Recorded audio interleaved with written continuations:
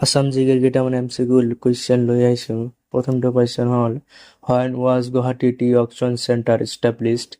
গুৱাহাটী চাহ নিলাম কেন্দ্ৰ কেতিয়া স্থাপিত হৈছিল? অপশ্যন কেইটা হ'ল 1970 চন, 1972 চন, या फिर 1978 চন, या फिर 1980 চন। শুদ্ধটো হ'ব অপশ্যন এ 1970 চনত গুৱাহাটীত চাহ নিলাম কেন্দ্ৰটো স্থাপিত কৰা হৈছিল। নেক্সট কুৱেশ্যনটো হ'ল which of the following goods did Assam export in largest amount? নিম্নলিখিত বস্তুসমূহৰ ভিতৰত কোনটো বস্তু অসমে সকলোতকৈ বেছি ৰপ্তানি কৰে? অপশ্যন কেইটা হ'ল জিঞ্জাৰ, টি, কোল এবাৰ বোল্ডাৰ ষ্টোন। শুদ্ধটো হ'ব অপশ্যন বি টি। অসমে সকলোতকৈ বেছিকৈ ৰপ্তানি কৰে। কালি আৰু কুৱেশ্যন লৈ আহিম, সেয়ে যদি আমাৰ চেনেলটোক ছাবস্ক্ৰাইব কৰা নাই তেনেহ'লে চেনেলটোক ছাবস্ক্ৰাইব কৰিবলৈ নাপাহৰিব।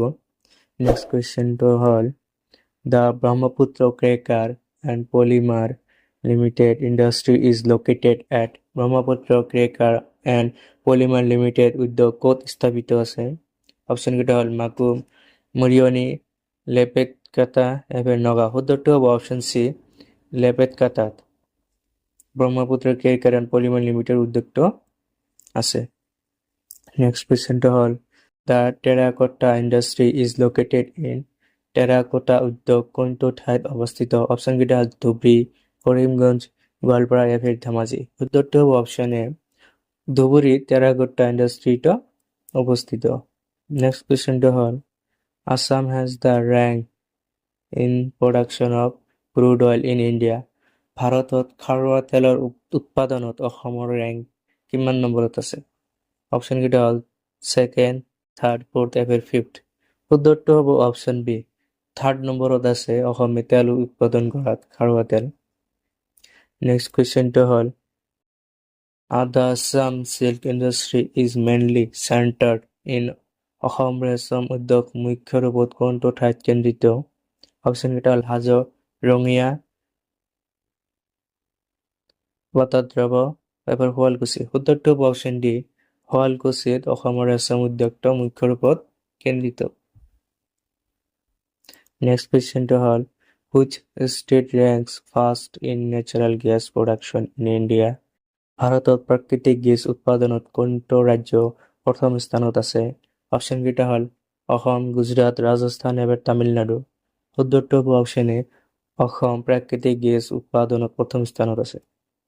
নেক্সট কুৱেশ্যনটো হ'ল the first sugar mill in Assam was established in.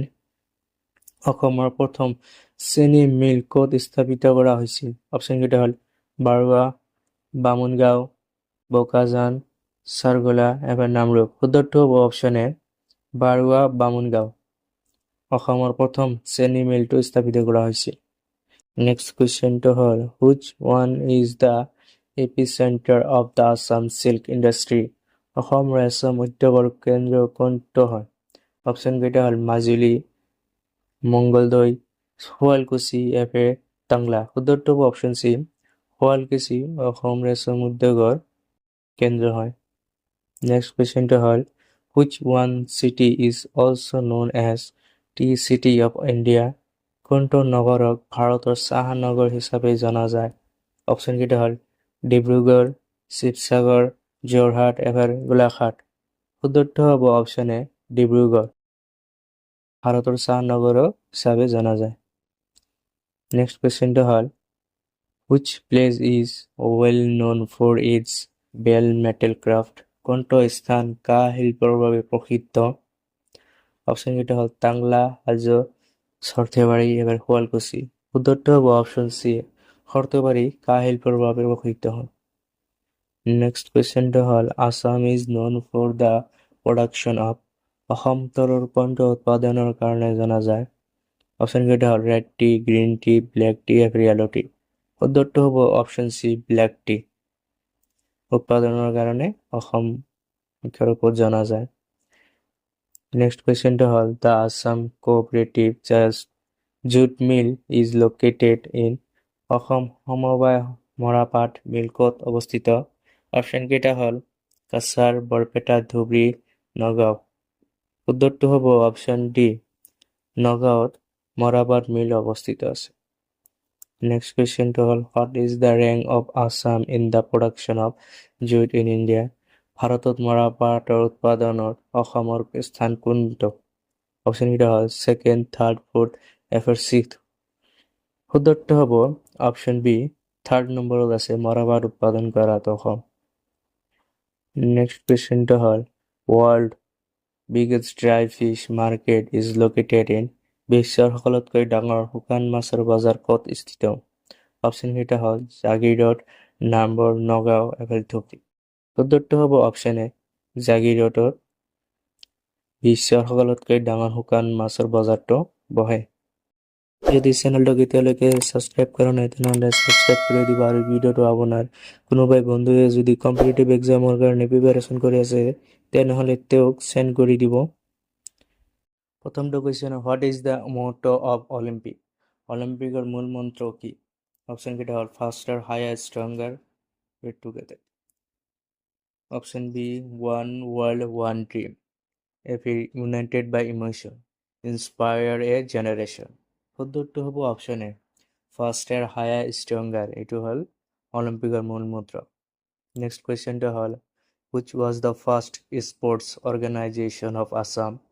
অসমৰ প্ৰথম খেল সংগঠন কোনটো আছিল? অপশ্যনকেইটা হ'ল Assam football association, Jorhat district sporting association, all Assam tennis association, Assam amateur boxing association. শুদ্ধটো হ'ব option B, Jorhat district sporting association. Next day বা অহাকালি আমাৰ আৰু MCQ কুৱেশ্যন লৈ আহিম। সেয়েহে চেনেলটো যদি ছাবস্ক্ৰাইব কৰা নাই তেনেহ'লে শীঘ্ৰেই চেনেলটোক ছাবস্ক্ৰাইব কৰি দিয়ক আৰু আপোনাৰ কোনো বন্ধুৱে যদি কম্পিটিটিভ এক্সামৰ কাৰণে প্ৰিপাৰেশ্যন কৰি আছে তেনেহ'লে তেওঁক ভিডিঅ'টো শ্বেয়াৰ কৰি দিয়ক। নেক্সট কুৱেশ্যনটো হ'ল দ্য অভিৰুচি স্পৰ্টছ ডে চেলিব্ৰেশ্যন অন? অভিৰুচি খেল দিৱসটো কেতিয়া পালন কৰা হয়? অপশ্যনকেইটা হ'ল 3rd September, 3rd July, 5th মে, 7th ছেপ্টেম্বৰ। শুদ্ধটো হ'ব অপশ্যন এ, 3rd ছেপ্টেম্বৰত অভিৰুচি খেল দিৱসটো পালন কৰা হয়। Next question, in which year the national games of India was held in Assam? কোনটো বৰ্ষত ভাৰতৰ ৰাষ্ট্ৰীয় খেল অসমত হৈছিল? অপশ্যনকেইটা হ'ল 2006, 2007, 2013, 2014। শুদ্ধটো হ'ব অপশ্যন বি, 2007 চনত ভাৰতৰ ৰাষ্ট্ৰীয় খেল অসমত হৈছিল। নেক্সট কুৱেশ্যনটো হ'ল Ankushita Boro won gold medal in boxing in which kg category at the AIBA Youth Women's World Boxing Championship? AIBA মহিলা বিশ্ব বক্সিং চেম্পিয়নশ্বিপত অংকুশিতাই বড়োৱে সোণৰ পদক কিমান কিলোগ্ৰাম বৰ্গত জয়লাভ কৰে? অপশ্যনকেইটা হ'ল 56 কেজি, 60 কেজি, 64 কেজি, 68 কেজি। শুদ্ধটো হ'ব অপশ্যন চি, 64 কেজি কেটেগৰীত অংকুশিতাই বড়োৱে সোণৰ পদক লাভ কৰিছিল। Next question, which one is the first cricket team defeated by Assam in Ranji Trophy match? Ranji trophy cricket খেলত অসমৰ দ্বাৰা পৰাজিত প্ৰথম টীম কোনটো? অপশ্যনকেইটা হ'ল উৰিষ্যা, মুম্বাই, কৰ্ণাটকা, দিল্লী। শুদ্ধটো হ'ব অপশ্যন এ, উৰিষ্যাক অসমে পৰাজিত কৰিছিল প্ৰথম ৰঞ্জী ট্ৰফি ক্ৰিকেট খেলত। নেক্সট কুৱেশ্যনটো হ'ল হোৱেৰ the first Ranji trophy match held in Assam? অসমত প্ৰথম ৰঞ্জী ট্ৰফি খেল ক'ত হৈছিল? অপশ্যনকেইটা হ'ল যোৰহাট, গুৱাহাটী, তেজপুৰ, ডিব্ৰুগড়। শুদ্ধটো হ'ব অপশ্যন এ, যোৰহাটত প্ৰথম ৰঞ্জী ট্ৰফি খেলটো হৈছিল। Next question, who is the first sports ambassador of the Assam? অসমৰ প্ৰথম খেল এম্বেচেডৰ কোন হয়? অপশ্যনকেইটা হ'ল অংকুশিতা বড়ো, শিৱ থাপা, হিমা দাস, লভলীনা বৰগোহাঁই। শুদ্ধটো হ'ব অপশ্যন চি, হিমা দাস হ'ল অসমৰ প্ৰথম খেল এম্বেচেডৰ। নেক্সট কুৱেশ্যনটো হ'ল হু is the first Assamese women to win international gold medal in sports? খেলত আন্তঃৰাষ্ট্ৰীয় সোণ পদক পোৱা প্ৰথম অসমীয়া মহিলা কোন?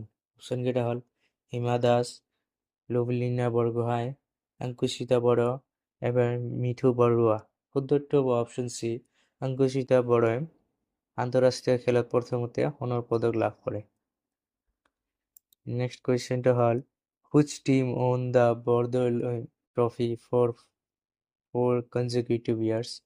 কোনটো টিমে একেৰাহে 4টা বৰ্ষ বৰদলৈ ট্ৰফি জিকিছে? অপশ্যনকেইটা হ'ল মোহন বাগান, আছাম ৰেজিমেণ্টেল চেণ্টাৰ এফেৰ, আৰিয়ান ফুটবল ক্লাব এফেৰ, Assam state electricity board sports club. শুদ্ধটো হ'ব option A Mohun Bagan. Next কুৱেশ্যনটো হ'ল which team wins the Bordoloi trophy cup 2021? Bordoloi trophy 2021 চনৰ কোনটো দলে জিকিছে? অপশ্যনকেইটা হ'ল অইল ইণ্ডিয়া ফুটবল ক্লাব এফেৰ, Assam state electricity board sports club, Mohammedan sporting club এফেৰ, আৰিয়ান ফুটবল ক্লাব। শুদ্ধটো হ'ব option B Assam state electricity board sports ক্লাবে 2021 চনৰ বৰদলৈ ট্ৰফিটো জিকিছে। Next question in which year Bordoloi trophy was first started? Bordoloi trophy প্ৰথমে কোন বৰ্ষত আৰম্ভণি হৈছিল? অপশ্যনকেইটা হ'ল 1950 চন এফেৰ, 1952 চন এফেৰ, 1956 চন এফেৰ, 1958 চন। শুদ্ধটো হ'ব অপশ্যন বি 1952 চনত বৰদলৈ ট্ৰফিটো পোনপ্ৰথমে আৰম্ভণি হৈছিল। Next question which team wins the most number of Bordoloi trophy football tournaments? কোনটো দলে আটাইতকৈ বেছি বৰদলৈ ট্ৰফি জিকিছে?